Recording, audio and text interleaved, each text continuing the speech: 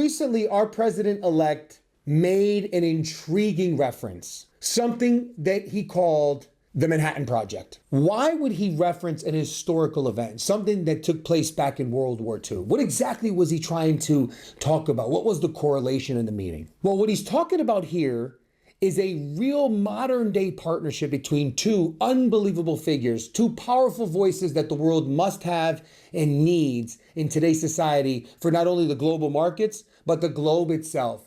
And that's Vivek Ramaswamy and Elon Musk. But what exactly did Trump mean when he, went out to talk about these two and referencing the Manhattan Project? Well, first, let's quickly revisit what exactly the Manhattan Project was all about. You see, it was a secret U.S. government research initiative that during World War II, it was responsible for developing the atomic bomb.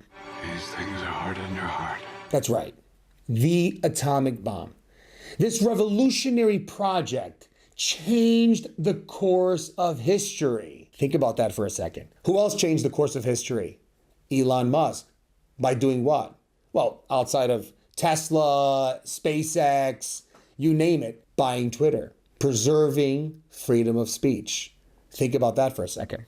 So the Manhattan Project was all about innovation, was all about ambition, was all about this groundbreaking science, all coming together under high stakes. Very exciting just to think about those two correlations for a second there.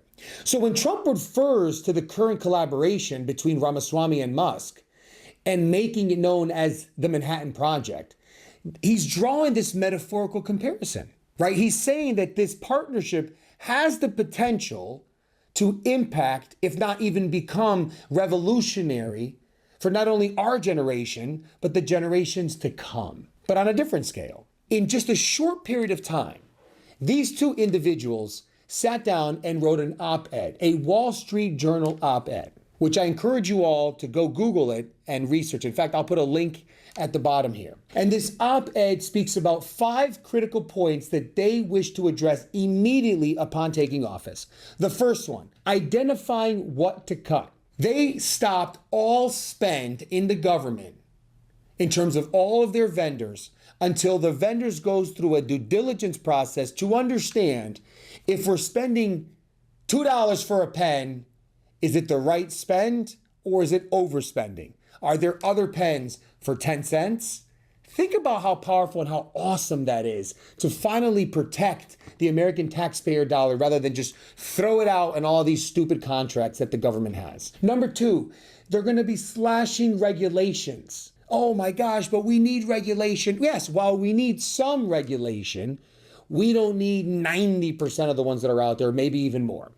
And if you think that's not going to work, go do some research on what's happening in Argentina. President Milei has an initiative to eliminate 1 to 5 regulations daily. Not only has they been able to improve the inflation that's happening in that country, but the Argentinian people are oozing with joy around the free enterprise markets and capitalism. The prosperity and the smell of it's possible and what the future could look like looks so bright for them that the economy is booming and starting to really boom to the likings of what happened back in the day. I think it was in the 40s when Ireland did the same thing by eliminating all of their regulations.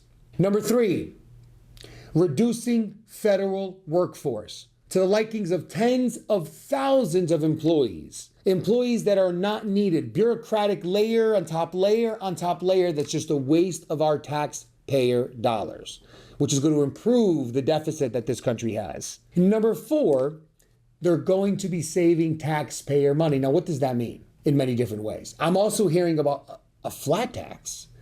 That's really exciting for me and other business owners and folks out there who are tired of paying taxes. I'm sure you are too.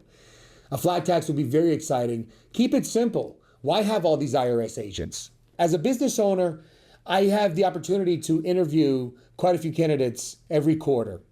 And sometimes they're for positions that are high-level positions where they'll report directly to me as the CEO. During these interview processes, I'll ask questions. And many a times I'm interviewing a role that's going to help for a certain initiative or a project. And I'll ask the candidate to take the project that I laid out, to take the budget, to take the schedule that I've laid out, and to report back after a certain period of time and share with me what they think about that project and how they can accomplish that project. I'll get two kinds of candidates. The first candidate will come back to me and say, I looked at it. I really liked what you've laid out here. I believe that the budget you've laid out is exactly the budget that we should be using. I think the 2-year time frame that you put here is right for this kind of project. And in terms of resources, in order for me to get this done, I might need to go and recruit some folks and find people in the market that could help me with this and that and this and that area. Nothing groundbreaking, nothing revolutionary, taking my plan and telling me it could be done. The other type of candidate says to me, you know what, Johnny? You have here that it's going to take 24 months to get this done. Well, I'm excited to report back to you that after looking at all of the resources that are going to be needed and the budget that you've laid out, I could reduce your budget for this project, your projected spend for this project, by 35%. So instead of spending $1 million, we're going to spend somewhere around $600,000 and maybe even come under budget. Number two, I have 3 fantastic executives that I worked with before that I know will be perfect to help us get this off the ground. And by hiring them, we might be able to reduce spend by another $150,000 to $200,000. So maybe we'll be somewhere around 50% or below total spend that you have projected. And also, Johnny, you have 24 months? Man, let me tell you, we could get this done in 12 months, and here's why. Which candidate do you believe is confident? Which candidate is truly giving me the sense that they not only understand what I've asked them, but is actually confident enough to get it done in a timely fashion and in a cost-effective manner? The second one, well, guess what? That's what you call a confident candidate that knows what they're capable of accomplishing. And you know what point number 5 is? Vivek and Elon said, we are going to get this done in 18 months. We want to eliminate this Department of Government Efficiency after 18 months. That's what you call confidence in their game and in their ability. Super exciting for me as an American and as a taxpayer, and it should be super exciting for you, and also as a business owner. And it should be super exciting for you as well as you see your market improve and the financial position get better and better. Cost of capital will go down. Who even knows? Only time will tell. Maybe Bitcoin will continue to go up. Maybe the stock market will continue to trend in a positive fashion. We don't know. But here's what we do know, and what is very clear, that Vivek and Musk together are making waves. Waves that we've never seen before. So folks, what are some of the changes that you would like to see happen? Comment below 1, 2, or 3 different things that you think the Department of Government Efficiency should handle during their 18 months. Now hit the like button, hit subscribe, and don't forget to hit the bell so you can be alerted when I post more content that's relevant and that will speak to you in today's economy.